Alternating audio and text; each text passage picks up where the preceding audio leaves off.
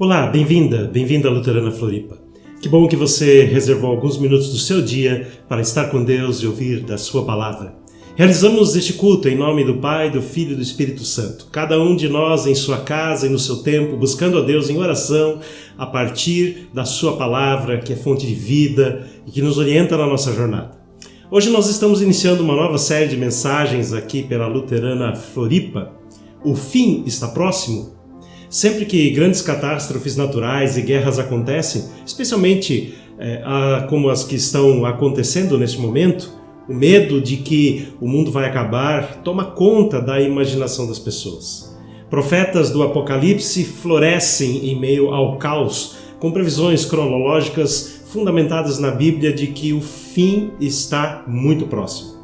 Qual deve ser nossa postura e atitude diante desses sinais dos quais a Bíblia tanto nos fala? É sobre isso que queremos conversar e refletir hoje e nas próximas 2 semanas aqui pelo canal da Luterana Floripa e também nos nossos cultos presenciais às 9 da manhã e às 19 horas da noite. Você que está participando aqui da transmissão ao vivo, participe enviando seus comentários no chat, compartilhando aspectos da sua vida, mas também comentando a mensagem de hoje. Você também pode compartilhar seus motivos de oração, os quais serão encaminhados também no grupo de oração aqui da comunidade. Convido você para uma primeira palavra de oração. Obrigado, Senhor, porque Tu nos falas sobre tantas coisas e também nos falas sobre os sinais que apontam para a Tua vinda. Que o Senhor possa falar conosco também neste culto. Eu peço em nome de Jesus. Amém.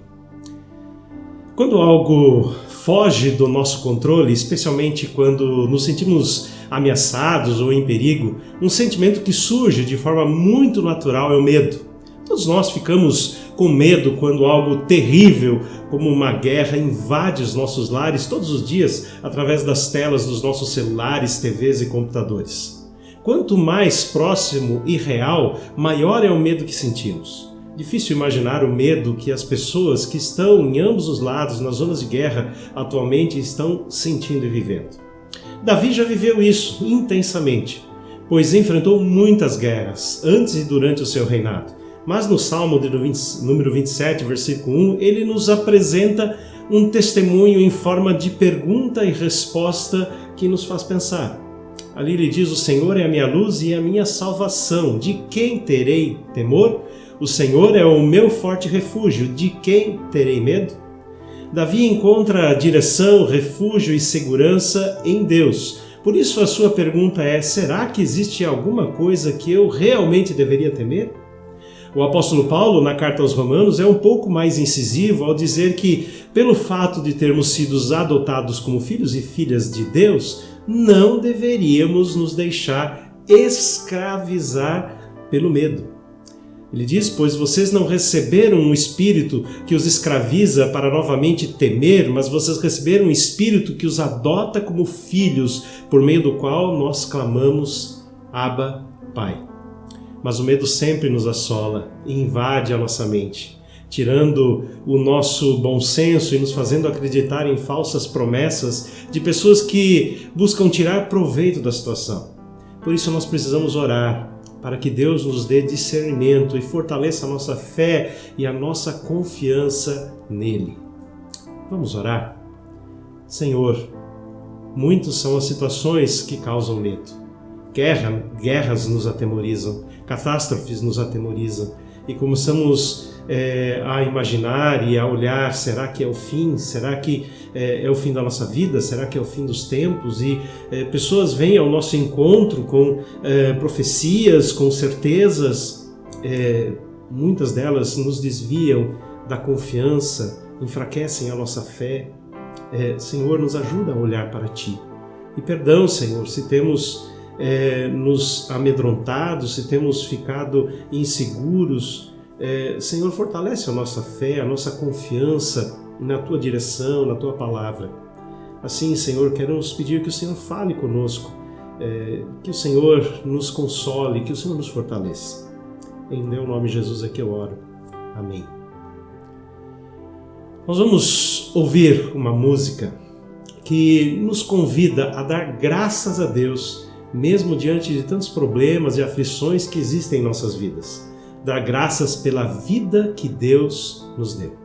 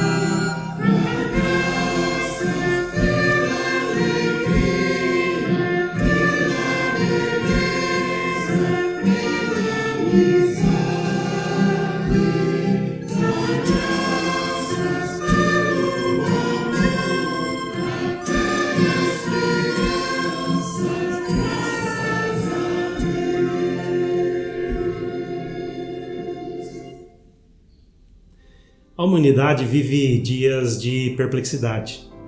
Os acontecimentos ocorrem numa velocidade tão grande que não temos tempo para pensar neles.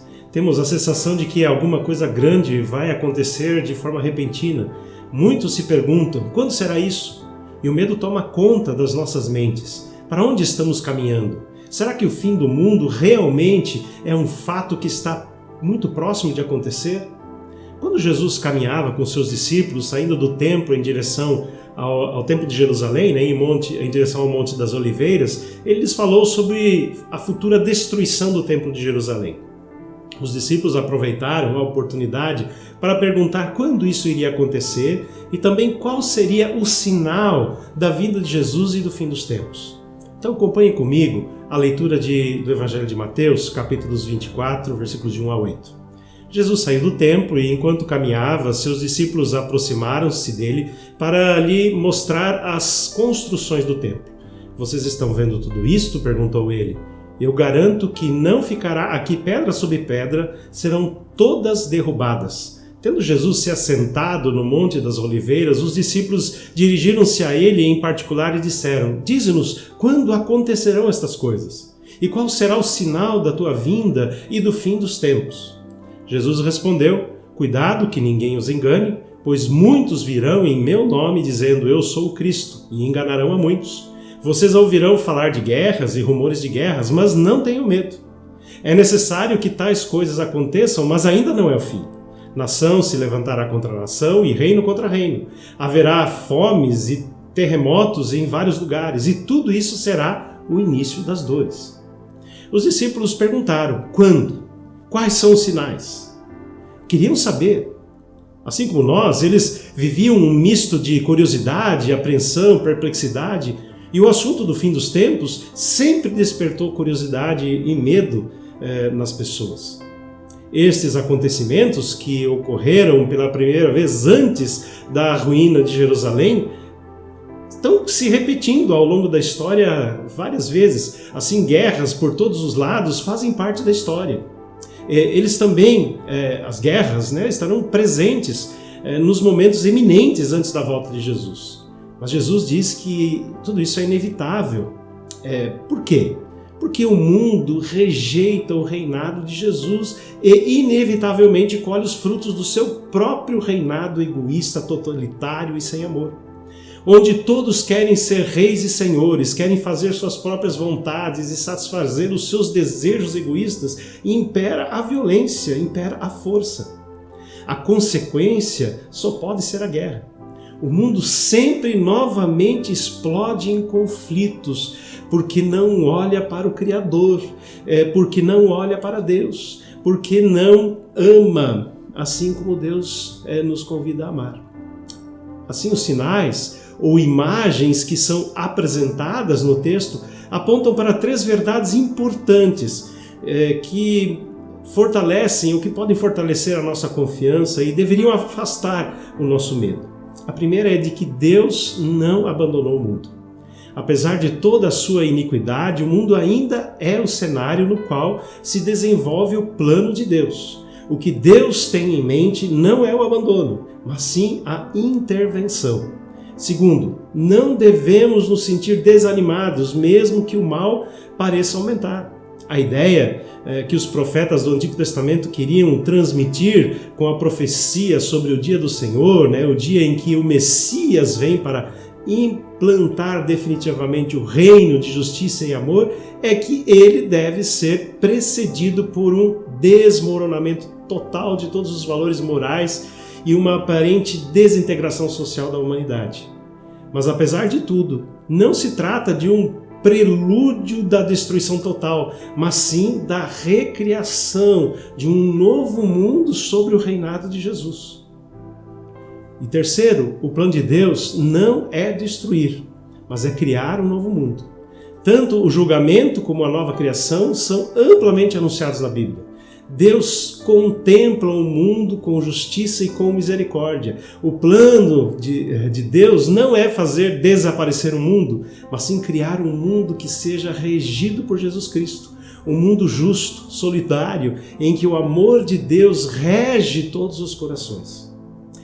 Mas é importante ainda destacar que o valor e o sentido destas imagens que são apresentadas no capítulo 25 de Mateus, guerra, fome, terremoto, falsos profetas, falta de amor, aumento da maldade, não está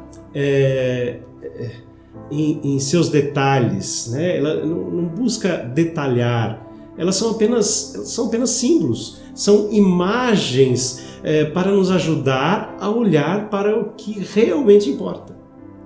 A mensagem principal de todo o capítulo 25 de Mateus não é definir datas e prazos, mas é mostrar que apesar de todas as dores, catástrofes e guerras, Deus não abandonou e não vai abandonar o mundo que Ele mesmo criou.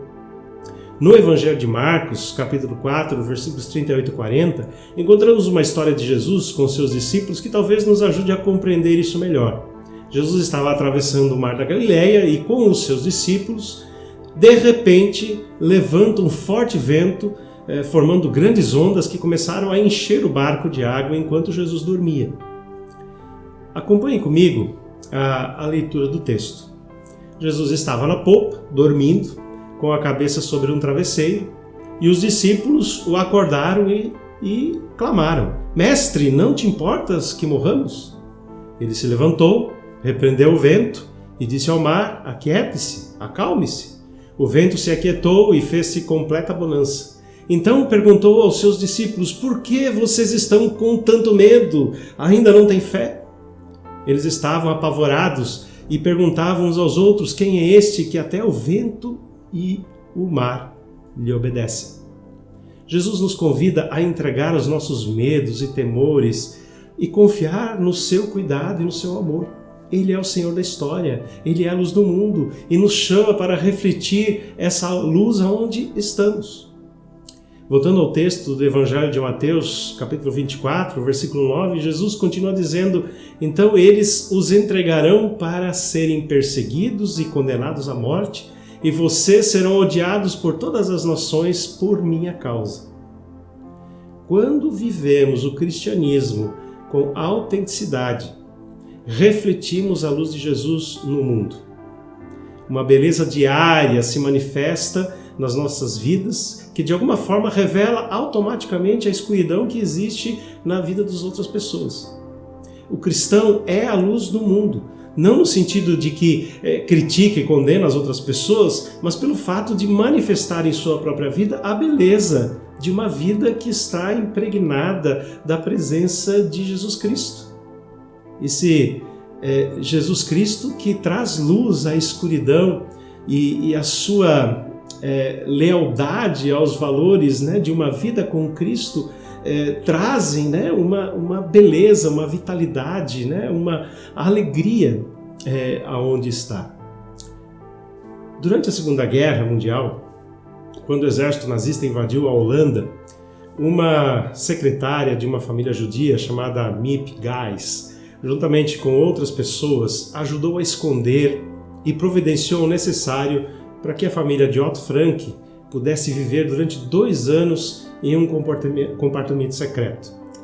À medida que os meses se seguiam, ela acomodou cerca de 8 pessoas nesse mesmo compartimento e enfrentou grandes desafios para conseguir comida e manter a família incógnita até serem infelizmente encontrados pela polícia e então serem deportados para os campos de concentração. Em seu diário, a filha, Anne Frank, registra seu reconhecimento e gratidão pelo trabalho e cuidado da Miep Gais. Ela diz: Nunca pronunciaram uma única palavra sobre o fardo que devemos ser. Nunca se queixaram de que damos muito trabalho. Trazem flores e presentes nos dias de aniversário e datas festivas. Estão sempre prontos para ajudar em tudo o que estiver ao seu alcance. Coisas que jamais deveremos esquecer. Alguns mostram seu heroísmo lutando contra os alemães. Nossos benfeitores revelam o seu, dando-nos alegria e carinho. Após a guerra, Miep Gais realizou muitas palestras falando sobre esse período da vida onde ela estava amparando a família Frank, palestras que ela fazia especialmente para jovens, e muitas vezes ela terminava a sua fala afirmando a importância de nunca desanimar, porque, conforme ela dizia, uma pequena luz pode iluminar um quarto escuro. Um belo testemunho de vida, ser luz num pequeno quarto escuro.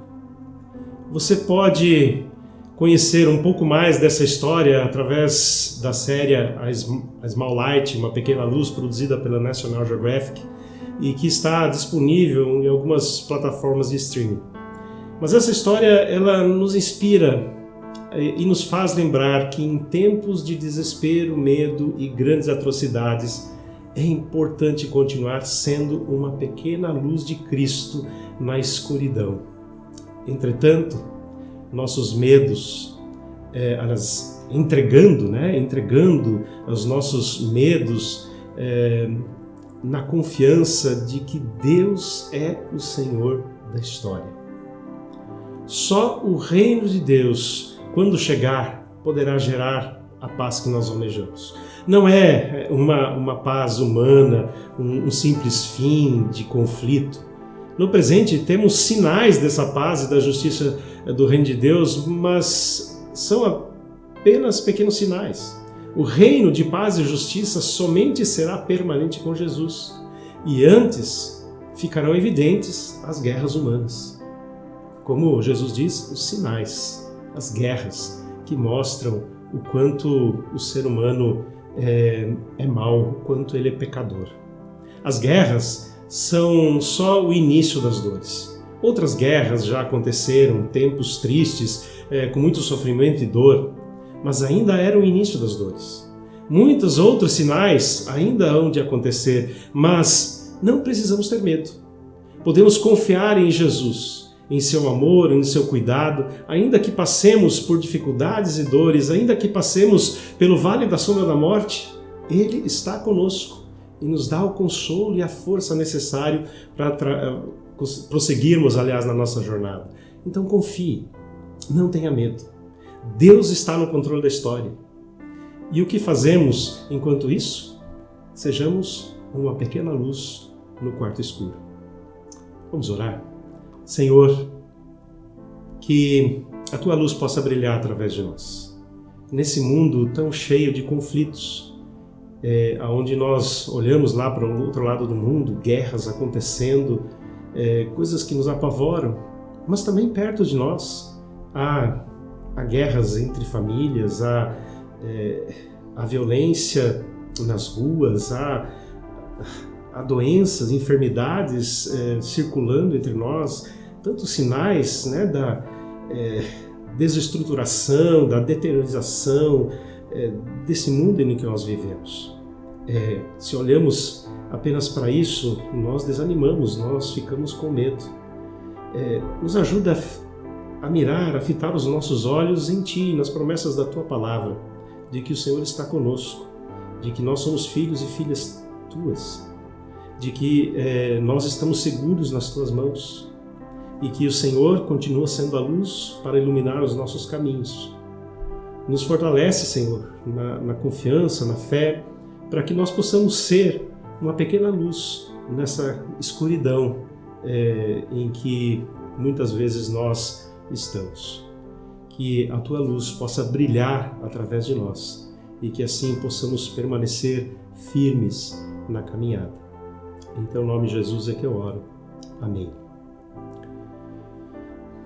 Convido você a contribuir financeiramente, na Luterana Floripa. Você pode encontrar aí na tela as formas de fazer isso e ao contribuir você estará ajudando a comunidade a continuar com a sua missão de pregar o Evangelho. Obrigado a você que tem contribuído mensalmente. A sua oferta é muito importante para a manutenção dos trabalhos da comunidade. Se você precisar de mais alguma informação, entre em contato através do nosso WhatsApp. E se você deseja conversar ou precisa de alguma ajuda, também entre em contato conosco. Nós vamos ter muita alegria em poder te atender. Que o Senhor te abençoe e te guarde, que o Senhor faça resplandecer o seu rosto sobre ti e tenha misericórdia de ti. Que o Senhor sobre ti levante o seu rosto e que Ele assim te dê a paz. Um abençoado dia, uma abençoada semana.